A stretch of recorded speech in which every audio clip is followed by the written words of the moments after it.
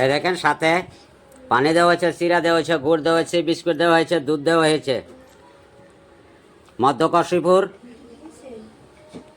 থেকে সরকার তরফ থেকে দেওয়া হইতেছে মধ্য কাশীপুর নেতাদের উদ্যোগ দিয়ে চাল, চিরা, গুড়, পানীয় জল, দুধ, বিস্কিট ইত্যাদি ইত্যাদি আর অনেক কিছু। সাথে ক্যাশ টাকাও দিবে, অন্য অন্য জিনিসও দিবে।